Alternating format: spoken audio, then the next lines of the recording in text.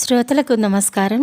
ఇప్పుడు నేను చందమామ నుంచి విచిత్ర పుష్పం సీరియల్ యొక్క రెండవ భాగం చదివి వినిపించబోతున్నాను. ఇంతవరకు జరిగిన కథ. మాణిక్యపురిలో జరిగిన వసంతోత్సవాల సందర్భంగా ఏర్పాటు చేసిన పోటీలలో పాల్గొన్న ఉత్తంగుడు అనే కొండజాతి యువకుడు యువరాణి ప్రియంవదకు ఒక పుష్పగుచ్ఛాన్ని ఇచ్చాడు. యువరాణి కోరిక ప్రకారం రాజు ప్రతాపవర్మ ఆ పువ్వులు పూచే మొక్కలను తెమ్మని భటులను పంపాడు. వాళ్ళు పువ్వులతో మాత్రం తిరిగి వచ్చారు. రాజగురువు గౌరీనాథుడు ఆ పువ్వులు అశుభసూచకాలని రాజుకు చెప్పాడు. తరువాతి కథ. అంతటి అందమైన పరిమళ పుష్పాలు అశుభాన్ని ఎందుకు సూచిస్తాయి? అవి పూయడం అశుభం ఎలా అవుతుంది? అర్థం కావటం లేదు గురుదేవా అన్నాడు రాజు ప్రతాపవర్మ. ఆ విషయం తర్వాత చెబుతాను. ఆ పుష్పాలను సైనికులు 2 తీసుకుని వచ్చి ఉన్నట్టు విన్నాను. సైనికులు ఎందుకు అవి పూసే ఈశాన్య సరిహద్దులకు వెళ్ళారు? అక్కడ కలహాలు చెలరేగలేదు కదా అని అడిగాడు రాజగురువు గౌరీనాథుడు. లేదు గురుదేవా, తమ ఆశీర్వాద బలంతో దేశమంతటా ప్రజలు సుఖశాంతులతో క్షేమంగా ఉన్నారు అని రాజు శతాబ్దిక గురించి సైనికులు చెప్పిన విషయాలను క్లుప్తంగా తెలియచెప్పాడు. అంతా విన్న రాజగురువు ఇప్పుడు ఆ పుష్పాలు ఎక్కడ ఉన్నాయి అని అడిగాడు. యువరాణి భవనంలో ఉన్నాయి. ఇన్ని రోజులు అయినప్పటికీ అవి వాడకుండా ఇంకా పరిమళాలు విరజిమ్ముతూనే ఉన్నాయి అన్నాడు రాజు. వాటిని వెంటనే అక్కడి నుంచి తొలగించండి. అవి రాజభవనంలో ఉన్నట్లయితే రాజకుటుంబానికి అరిష్టదాయకం అని యువరాణికి నా మాటగా తెలియచేయండి అన్నాడు రాజగురువు. మీ ఆజ్ఞను శిరసా వహిస్తాను గురుదేవా అని రాజు ఒక క్షణం మౌనం వహించి, అయితే ఆ పుష్పాలు ఎందుకు అశుభసూచకాలని తమరు భావిస్తున్నారో చెబితే వినాలని ఉన్నది. యువరాణి ప్రియంవద ఆ పువ్వులను ప్రాణసమానంగా భావిస్తున్నది కాబట్టి వాటిని గురించిన అసలు సంగతులు ఆమె వినటం శ్రేయస్కరమని భావిస్తున్నాను. పిలవమంటారా అని అడిగాడు. సరేనన్నట్లు తలపంకించాడు రాజగురువు. యువరాణి రాగానే ఆమె రాజగురువుకు పాదాభివందనం చేసింది. రాజగురువు ఆమెను ఆశీర్వదించి కూర్చోమని పక్కనున్న ఆసనాన్ని చూపాడు. ఆమె కూర్చున్న తరువాత తనను పిలిచిన కారణం ఏమిటి అన్నట్లు తండ్రిని చూసింది. శతాబ్దిక అనే ఆ విచిత్ర పుష్పాలను గురించి కొన్ని ముఖ్యమైన విషయాలను తెలియచేయటానికి రాజగురువు వచ్చారు. ఆయన చెప్పే విషయాలు నీకు తెలియటం అవసరం కాబట్టి నిన్ను రమ్మన్నాను అన్నాడు రాజు కుమార్తెతో. అలాగా అన్నట్టు ఆమె రాజగురువు కేసి చూసింది. రాజగురువు కొంతసేపు మౌనంగా ఆలోచిస్తూ గడిపి ఆ తరువాత ఇలా చెప్పసాగాడు. ఒకానొకప్పుడు వింత పరిమళాలు విరజిమ్మే ఈ విచిత్ర పుష్పాలు అన్ని పువ్వులలాగే ఏడాదికొకసారి పూచేవి. ఒక్కసారి పూసాయంటే రోజుల తరబడి వాడకుండా ఉండేవి. కొన్ని వందల సంవత్సరాలకు పూర్వం మీ వంశానికి చెందిన చంద్రకాంతుడు అనే రాజు మాణిక్యపురి రాజ్యాన్ని పరిపాలించాడు. ఆయన ధర్మప్రభువుగా సాహసవీరుడుగా పేరుకాంచాడు. ఆయనకు చంద్రకేతు అనే సోదరుడు ఉండేవాడు. వాడు అన్ని విధాల అన్నకు విరుద్ధమైనవాడు. రాజ్య నిర్వహణ భారంలో అన్నకు సాయపడటం మాని హాని చేయటానికి పూనుకున్నాడు. వాడు దేశదిమ్మరి అయ్యి ఊరు ఊరు తిరుగుతూ ఆఖరికి రాజ్యానికి ఉత్తర సరిహద్దులలో ఉన్న కొండ ప్రాంతాన్ని చేరాడు. అక్కడ అతడు కొండజాతి ప్రజలతో పరిచయం చేసుకున్నాడు. వారిలో నాగాంబి అనేవాడికి మంత్రతంత్రాలు తెలుసు. వాడితో స్నేహం చేసి వాడి నుంచి కొన్ని తంత్రవిద్యలు నేర్చుకున్నాడు చంద్రకేతు. ఒకనాడు ఆ కోయవాడు విచిత్రమైన కొన్ని పువ్వులను కోసి సలసలా మరుగుతున్న నీళ్లలో వేయటం చూశాడు. కోయవాడు ఆ నీళ్లను రోజు కొంతసేపు మళ్ళీ మళ్ళీ కాచి ఒక విధమైన సువాసనతో ఉన్న తైలం తీశాడు. ఆ తైలాన్ని ఎవరిపైనైనా చల్లినట్లయితే వాళ్ళు తమకు వశమై తాము చెప్పినట్లు నడుచుకుంటారని కోయవాడు చంద్రకేతుకు చెప్పాడు.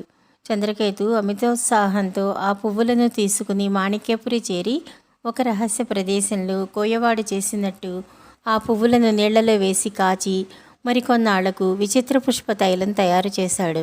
మొదట ఆ తైలాన్ని ఎవరైనా మామూలు మనుషుల మీద వాడి వారి ప్రవర్తనను రూఢి చేసుకుని తరువాత దానిని రాజు మీద ప్రయోగించి ఆయనను తన చెప్పు చేతులలో ఉంచుకుని తాను మాణిక్యపురి సింహాసనం అధిష్ఠించాలని ఆ దుర్మార్గుడు పథకం వేశాడు.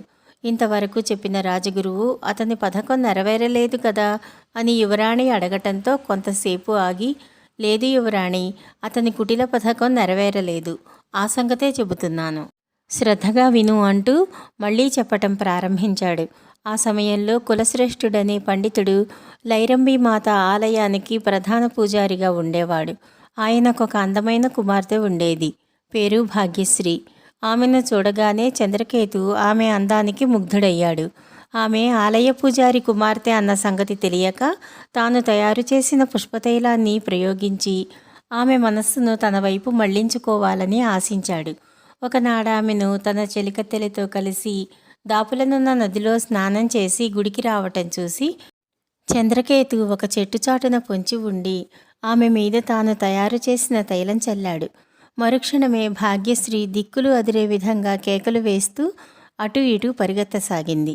వెంటనున్న చెలికత్తెలు ఆమెకు ఏమయ్యిందో గ్రహించలేక ఆమెను పట్టుకుపోయారు. ఆ విషయం పూజారికి చెప్పటానికి కొందరు గుడి లోపలికి వెళ్ళారు. ఇంకా కొందరు చేతిలో ఏదో పాత్ర, ఆకులతో పరిగెత్తుతున్న చంద్రకేతును పట్టుకోమని అరవటంతో దారిన వెళుతున్న వాళ్ళు అతన్ని పట్టుకుని గుడికేసి లాక్కు వెళ్లారు. పూజా సమయం సమీపించటంతో దేవతా విగ్రహ అలంకరణలో నిమగ్నుడై ఉన్న పూజారి కులశ్రేష్ఠుడు స్త్రీల ఆర్తనాదాలు విని బయటకు వచ్చి అక్కడి దృశ్యం చూసి ఒక క్షణం దిగ్భ్రాంతి చెందాడు. ఆయన కూతురును సమీపించి ఆమె భుజాన్ని పట్టి కుదుపుతూ, భాగ్యశ్రీ, ఏమైంది తల్లి అని అడిగాడు. భాగ్యశ్రీ నోటి నుంచి మాట రాలేదు. ఆమె కొంతసేపు అటు ఇటు దిక్కులు చూసి సొమ్మసిల్లి పడిపోయింది. ఆమెను పట్టుకుని ఉన్న చెలికత్తెలు నదికి వెళ్ళి వస్తూ ఉన్న భాగ్యశ్రీ మీద ఆ మనిషి ఏదో చల్లాడు. ఆ క్షణం నుంచి ఈమె ఇలా వెర్రెత్తిన దానిలా ప్రవర్తిస్తున్నది అంటూ జనం మధ్య ఉన్న చంద్రకేతును చూపారు. పూజారి అతడికేసి 4 అడుగులు వేసి, ఎవరు నువ్వు? నా కుమార్తెను ఏం చేశావు అని అడిగాడు కోపంగా. మహాత్మా, ఆమె మీ కుమార్తె అని తెలియక ఈ అపరాధం జరిగిపోయింది. కోయవాడు చెప్పిన ప్రకారం కొన్ని విచిత్ర పుష్పాలను సేకరించి తైలం తయారు చేశాను. ఆ తైల ప్రభావాన్ని శోధించి చూడటానికి దానిని తమ కుమార్తె అని తెలియక ఆ యువతిపై చల్లాను, అంతే. మరొక పాప ఎరుగను. నన్ను అంటూ ఇంకేదో చెప్పబోయాడు చంద్రకేతు. అయినా పూజారి ఆ మాటలను పట్టించుకోకుండా గబగబా ఆలయం లోపలికి వెళ్ళాడు.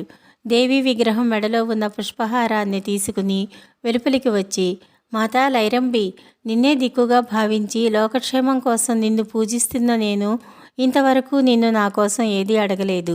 ఈరోజు లేకలేక కలిగిన నా ఒక్కగానొక్క కూతురికి పట్టిన గతి చూడు. ఆమెను రక్షించే భారం నీది. నా బిడ్డకు ఈ గతి పట్టించిన ఆ నరరూప రాక్షసుడు నాశనమైపోవుగాక. నీ భక్తుడినైన నా బిడ్డకు కష్టం కలిగించిన ఆ పుష్పం మళ్ళీ పుష్పించకుండా పోవుగాక అని శపిస్తూ చేతిలోని పుష్పహారాన్ని తెంచి ఆగ్రహావేశంతో చంద్రకేతుడి మీదకి విసిరికొట్టాడు. మరుక్షణమే పూజారి ఎదుట ఒక వింత వెలుగు వెలిగింది. ఆ వెలుగు మధ్య లైరంబి మాత ప్రత్యక్షమై మందహాసం చేస్తూ, బిడ్డ, నీ ప్రార్థన ఆలకించాను. నీ కుమార్తెకు ఎలాంటి హాని కలగదు. ఆమె త్వరలో మామూలు మనిషి అవుతుంది. నీ కుమార్తెకు హాని తలపెట్టిన వాణ్ణి నువ్వు నీ నోటితో నరరూప రాక్షసుడన్నావు. వాడు నిజంగానే రాక్షసుడిగా మారిపోతాడు. వాడికి ఈ భూమి మీద స్థానం ఉండదు. పువ్వులో ఏ దోషము లేనప్పటికీ అది ఆ దుర్మార్గుడి హీనకృత్యానికి ఉపయోగపడింది కాబట్టి నీ ఇష్టానుసారం ఆ పువ్వు ఇప్పుడిప్పుడే పూయదు. మునుముందు పూసినప్పటికీ ప్రకృతికి విరుద్ధంగా ప్రవర్తించే వాళ్లే దాని మూలంగా కష్టాల పాలవుతారు. సరే, ప్రస్తుతానికి అన్నీ మర్చిపో. ఆలయం లోపలికి రా. హారతికి సమయం దాటిపోతున్నది. నీ కోసం కాచుకుని ఉన్నాను అన్నది. పూజారికి మాత్రం వినిపించే విధంగా దేవీ రూపం కూడా పూజారికి మాత్రమే కనిపించింది. పూజారి సంతోషంగా లోపలికి వెళ్ళి దేవీ విగ్రహానికి హారతి ఇచ్చి ప్రశాంత హృదయంతో వెలుపలికి వచ్చాడు. కుమార్తె కళ్ళు తెరిచి చిరునవ్వుతో ఆయన పక్కన వచ్చి నిలబడింది. అక్కడ చేరిన వారు భాగ్యశ్రీ మీద తైలం చల్లినవాడు యువరాజు చంద్రకేతుడని, అతడు తప్పించుకుని పారిపోతూ ఉండగా దూరం నుంచి రాక్షసుడిలాగా కనిపించాడని చెప్పారు. విషయం తెలియగానే చంద్రకాంతుడు తమ్ముడి దుర్మార్గానికి సిగ్గుపడ్డాడు. పూజారి రాజు దగ్గరకు వెళ్ళి జరిగిన దానికి క్షమాపణలు చెప్పుకున్నాడు. రాజు పూజారిని ఓదార్చుతూ, మీ కుమార్తె కోలుకున్న తరువాత ఆమెను రాజసౌధానికి పంపించు. కొంతకాలం నా కుమార్తెతో కలిసి గడిపిందంటే త్వరగా మామూలు మనిషి అవుతుంది అన్నాడు. రాజగురువు ఇంతవరకు చెప్పి నేను ఈ విషయాలను చంద్రకాంత మహారాజు ఘనతను వివరించే తాళపత్ర గ్రంథాలలో చదివాను. దేవీ శాపానికి గురైన పుష్పం 100 ఏళ్లకొకసారి పూస్తుందని, అందుకే దానికి శతాబ్దిక అని పిలుస్తారని విన్నాను. ఇప్పుడు ఈ పువ్వులను చూస్తూ ఉంటే ఆ విషయాలు జ్ఞాపకం వచ్చాయి. ప్రజల శాంతి భద్రతలు కాపాడటం మీ బాధ్యత కాబట్టి ఆ విషయాలను మీకు తెలియచేసి హెచ్చరించటం నా కర్తవ్యంగా భావించి వచ్చాను అని చెప్పటం పూర్తి చేశాడు. రాజు ప్రతాపవర్మ అంతా విని దీర్ఘంగా ఆలోచించి కుమార్తె వైపు తిరిగి, ప్రియంవద, ఆ పువ్వులను రాజభవనంలో ఉంచకూడదని రాజగురువు సెలవిచ్చారు. కాబట్టి వాటిని ఉద్యానవనంలోకి తరలించడం అవసరం అన్నాడు. ప్రియంవద, అలాగే చేద్దాం నాన్న, ఇప్పుడే వాటిని తీయించే ఏర్పాట్లు చేస్తాను అని రాజుతో చెప్పి గురువు వైపు తిరిగి, మధుర పరిమళాలు విరజిమ్మే ఆ పువ్వుల వెనక ఇలాంటి విషాదగాథ ఉండటం దురదృష్టకరం అన్నది.